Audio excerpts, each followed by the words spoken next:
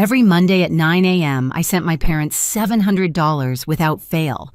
It was my quiet way of keeping peace, of pretending we were still a family. But last week, they skipped my daughter's birthday. No call, no card, nothing. When I finally asked why, my father's voice came cold and steady. "Your child means nothing to us." For a second, I couldn't breathe. I didn't argue. I didn't cry.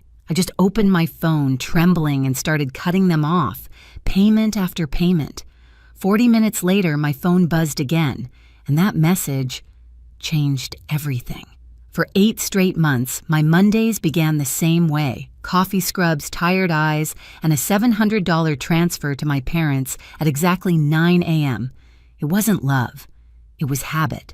Maybe guilt. Maybe hope that if I kept giving, they'd finally see me not as a mistake, not as the daughter who disappointed them, but as family again.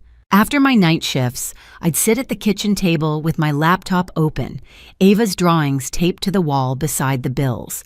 I'd type in the same numbers every week, then stare at the confirmation message blinking on screen like a pulse I couldn't stop. Payment sent. My mother never thanked me. My father never mentioned it. But when their car broke down, I paid the mechanic.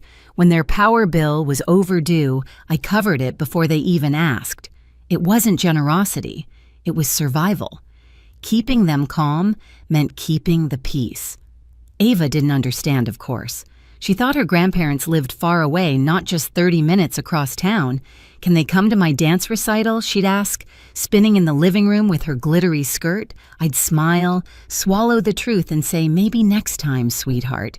She'd nod, believing me. Kids always believe. I used to believe too. Believe that parents eventually soften, that pride fades, that love finds its way back through the cracks. I even imagined them sitting at my kitchen table again, holding Ava's little hands, telling her stories about when I was her age. But every call with my mother reminded me how far gone we were. She spoke to me like I was an employee, not a daughter. Her voice always clipped precise. "Don't forget to add the groceries this week. Your father's cholesterol pills are running out." Some nights I'd hear Ava talking to her dolls, giving them names: Grandma, Grandpa, Mommy, making them hug, laugh, share cookies. Watching her made my chest ache. She was building the family she wished she had. So when her birthday came around, I went all out. Streamers, balloons, lemonade in mason jars, even a cheap bouncy castle I found secondhand.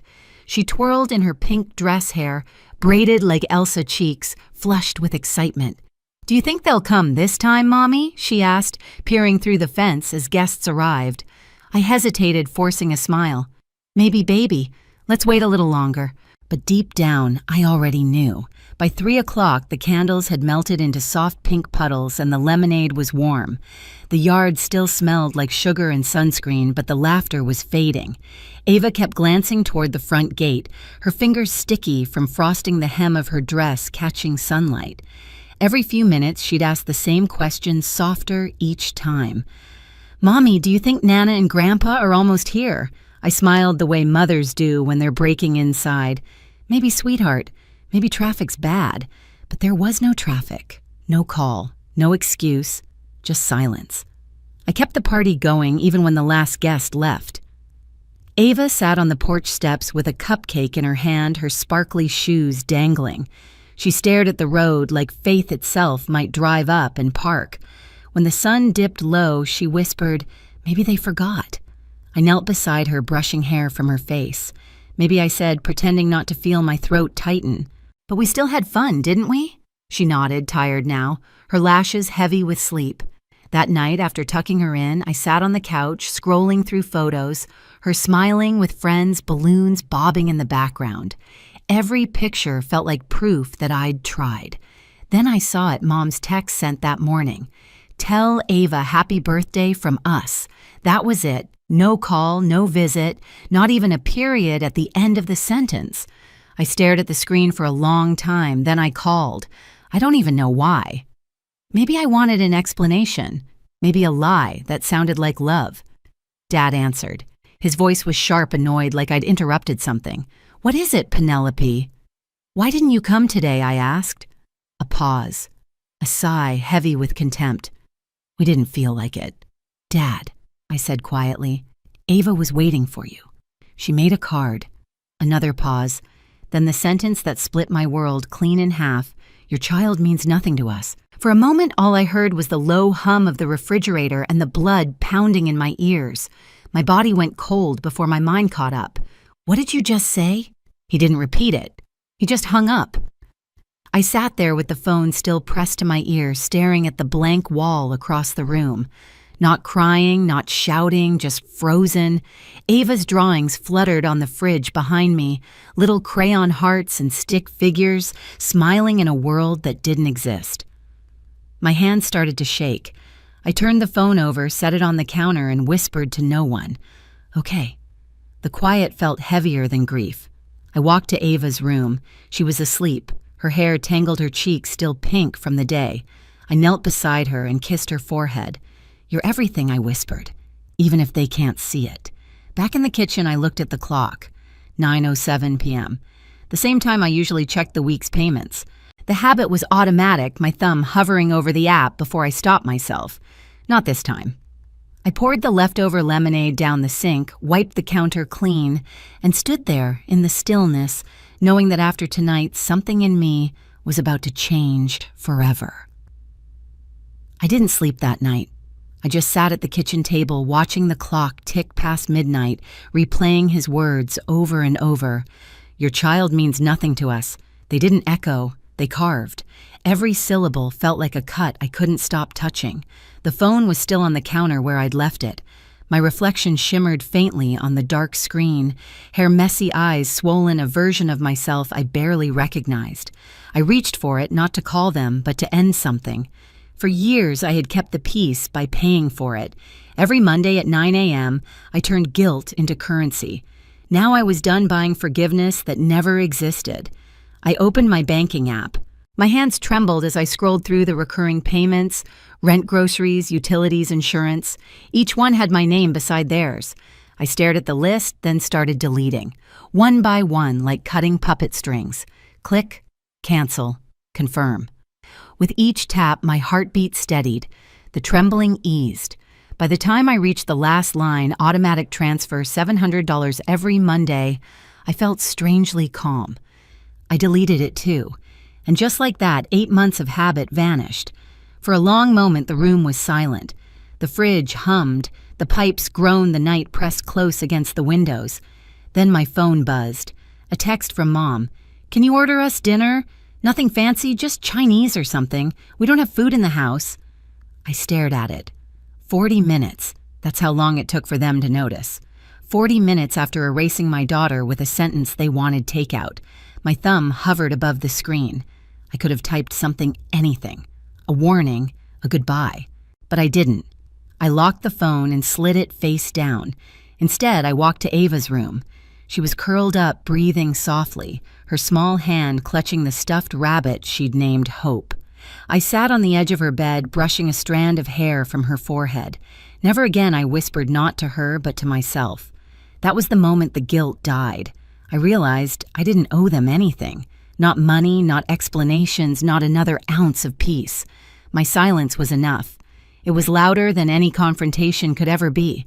When I finally stood, the air felt lighter, the weight on my chest lifting for the first time in years.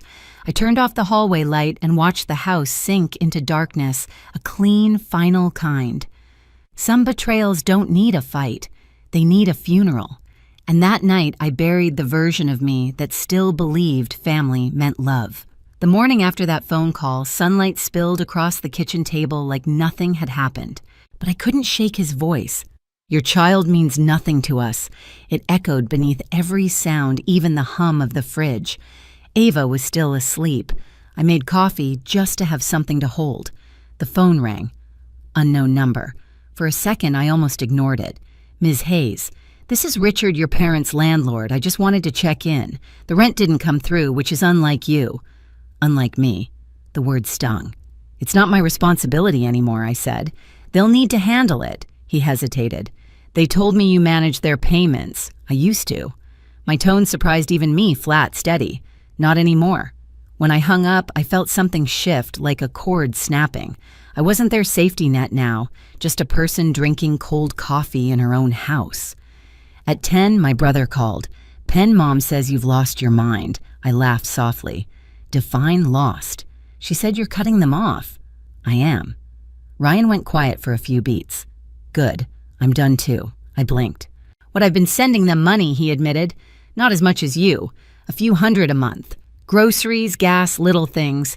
I thought maybe if we both helped, they'd change. They never told me, I whispered. They never told me about you either, he said. Guess we were paying rent on the same guilt.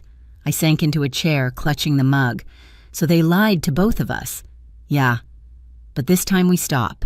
His voice cracked slightly. You did the right thing, Pen.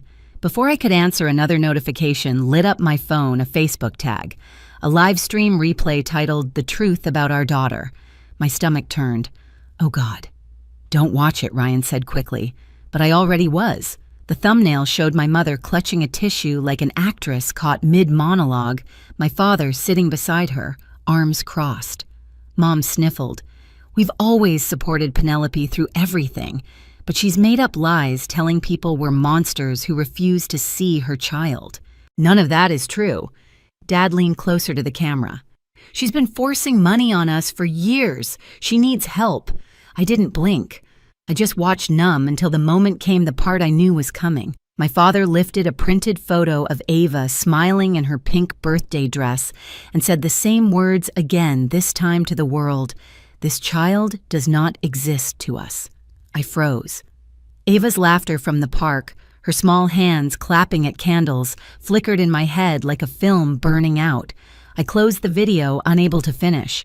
Within an hour, messages poured in. Are you seeing this? Is that your dad? Comments piled under the video, half sympathy, half judgment. Who says that about a 6-year-old? She probably deserved it, praying for their hearts. If this is real, it's disgusting. I turned my phone off. The house felt too quiet, like even the air didn't want to move. Later that afternoon, Ryan texted, don't post anything. Let them choke on their own words. I obeyed. Silence. I was learning could be louder than rage. By evening, the video had spread through our small town. Their church friends shared it with prayer hands emojis. Others commented, what kind of grandparents say that the tide was turning without me lifting a finger?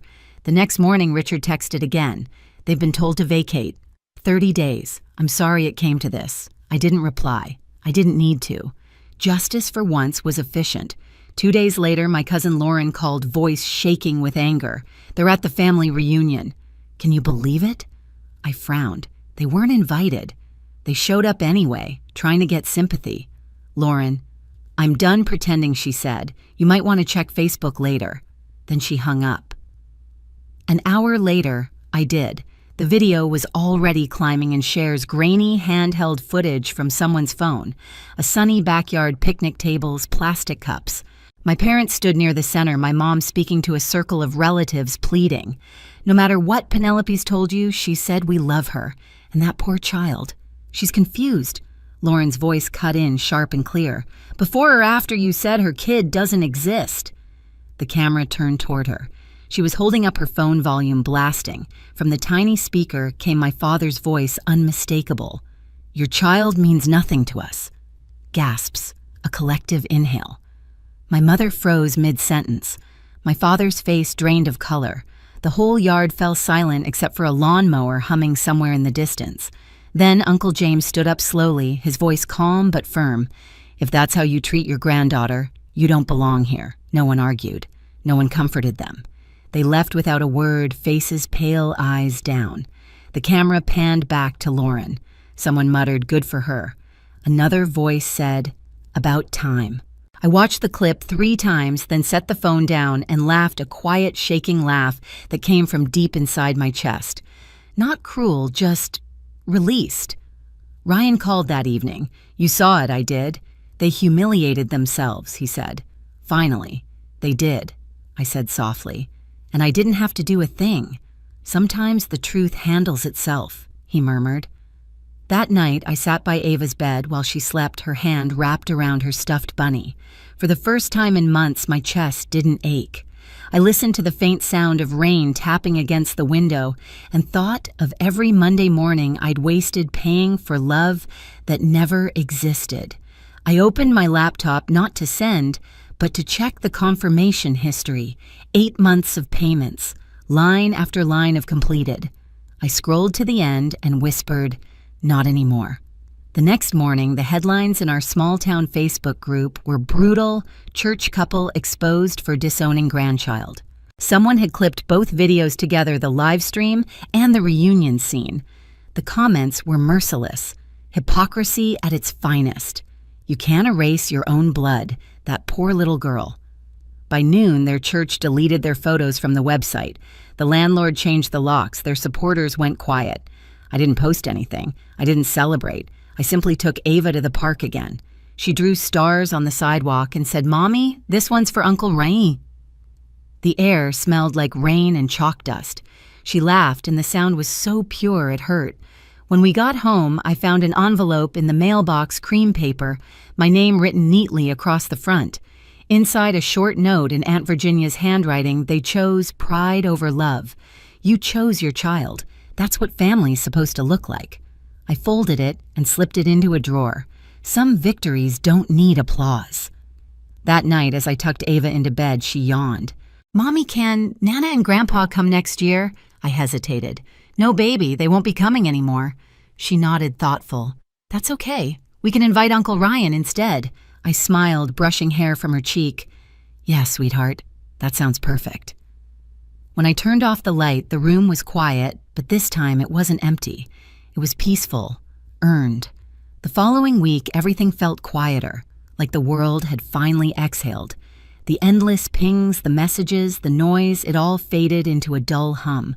My parents had vanished from social media, their profiles wiped clean. Their church released a short statement about family healing, but everyone knew what it meant. I didn't feel victorious. I felt free. The kind of freedom that doesn't rush, that just sits beside you in the morning sunlight and lets you breathe.